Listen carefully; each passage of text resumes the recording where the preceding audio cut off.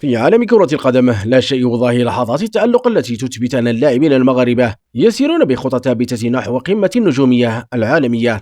رغم التحديات التي يواجهونها، اليوم نأخذكم في رحلة عبر أبرز الأحداث التي تملأ الساحة الرياضية المغربية، من تألق إلياس بن صغير مع موناكو في وجه أرسنال، إلى إشعاع أسامة الإدريسي في المكسيك، إلى اهتمام ليفربول ببلال خنوس الشاب الذي يثير إعجاب الأندية الكبرى.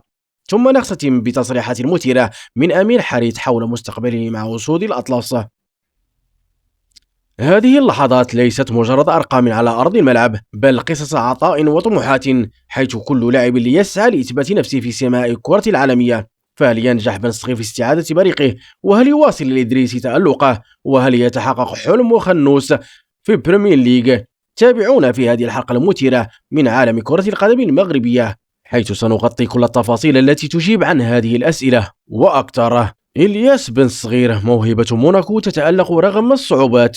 في مواجهة شاقة أمام العملاق الإنجليزي أرسنال، خاض النجم المغربي إلياس بن صغير المباراة كاملة واستمر على أرضية الملعب طوال 90 دقيقة. رغم خسارة موناكو ب3 أهداف نظيفة، إلا أن الأداء الفردي لبن صغير كان ملفتا، حيث حصل على تقييم 6.5 من 10. المراقبون أشادوا بإمكانيات بن صغير، معتبرين أنه أحد أبرز المواهب التي تعول عليها موناكو لبناء مستقبله، كما أن هناك تفاؤلا كبيرا بإمكانيات تألقه مع المنتخب الوطني المغربي، خاصة مع تطور مستواه في مواجهة فرق النخبة الأوروبية. هل يستطيع بن صغير إثبات نفسه في قادم المباريات واستعادة بريقه؟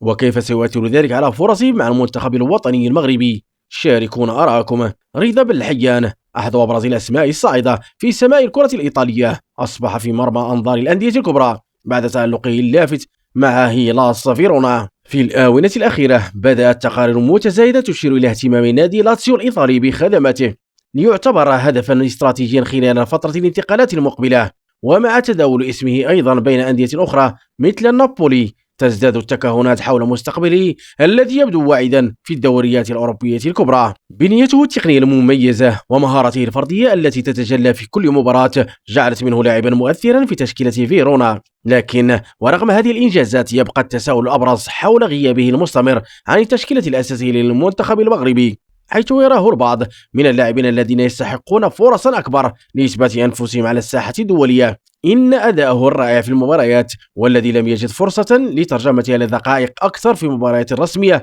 مع المنتخب الوطني المغربي، يفتح الباب أمام نقاشات حول ما إذا كان قد حان الوقت لمنحه دورا أكبر مع أسود الأطلس.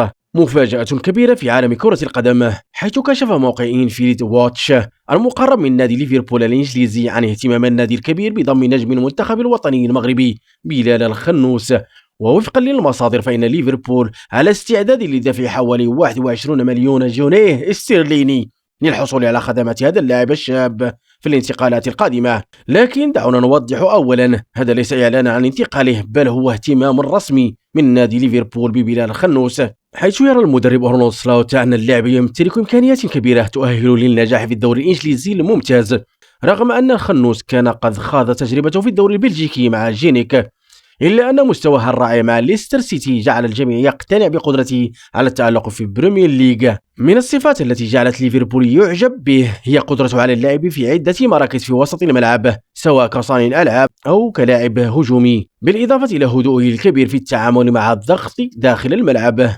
أما على الجانب الآخر، يبدو أن نادي ليستر سيتي قد يواجه صعوبة في بيع الخنوس في الميركاتو الشتوي المقبل، خاصة أن النادي قام بالتعاقد معه في الصيف الماضي، ومع ذلك قد يكون هناك فرصة في الصيف القادم إذا ما قرر بيعه، ولكن بسعر أعلى من 21 مليون جنيه استرليني لتحقيق أرباح. بلال الخنوس أظهر مستوى مذهلا في المباريات الأخيرة مع ليستر سيتي، حيث سجل هدفا رائعا وقدم تمريرة حاسمة في فوز فريقه الأخير على ويست هام.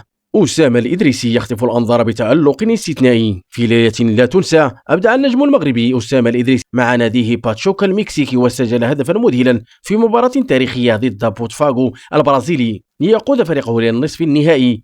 هدف وصفه البعض بأنه يعيد للأذهان لحظات أسطورية لمارادونا وميسي. انطلق الإدريسي من الطرف الأيمن متجاوزا المدافعين بحركة ساحرة، قبل أن يضع الكرة في الشباك بطريقة لا تصدق. الأداء لم يتوقف عند الهدف فقط، حيث صنع الإدريسي الفارق طيلة المباراة وحصل على تقييم 8.7 بالإضافة إلى تتويج بجائزة رجل المباراة. المواجهة القادمة سيواجه الإدريسي فريق الأهلي المصري يوم السبت المقبل في مواجهة مرتقبة ضمن بطولة كأس القارات الأندية. المباراة تحمل طابعا خاصا للمغاربة، حيث ستشهد المواجهة الإدريسي مع زملائه المغاربة في الأهلي رضا سليم وأشرف عطية الله. ما توقعاتكم لهذا اللقاء؟ وهل يواصل الإدريسي تألقه أمام الأهلي؟ شاركونا آراءكم. تصريحات جريئة من أمين حارث في مقابلة مع موقع الرسمي لنادي مارسيليا. عبر أمين حارث عن استيائه من استبعاده المتكرر من تشكيلة المنتخب الوطني المغربي، وأوضح أنه رغم تمسك بحلمه في التتويج بلقب مع أسود الأطلس، إلا أن هذا الحلم بات يبدو بعيد المنال في ظل الظروف الحالية. حارث أضاف أنه يركز على تحقيق إنجازات مع مارسيليا، مؤكدا أن الفوز بلقب الدوري الفرنسي يعد هدفا شخصيا يسعى لتحقيقه في مسيرته. هل سيعيد أمين حارث إثبات جدارته ويعود للمشاركة مع المنتخب الوطني المغربي، أم أن تركيزه على هدفه مع مارسيليا سيصبح الأولوية؟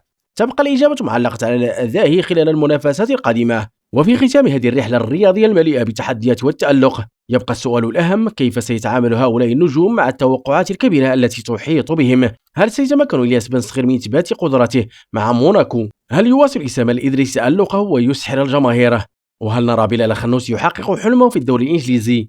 الأكيد أن هذه اللحظات لم تكتب بعد، وكل لاعب منهم يحمل في جعبته قصة طموح وحلم يسعى لتحقيقه.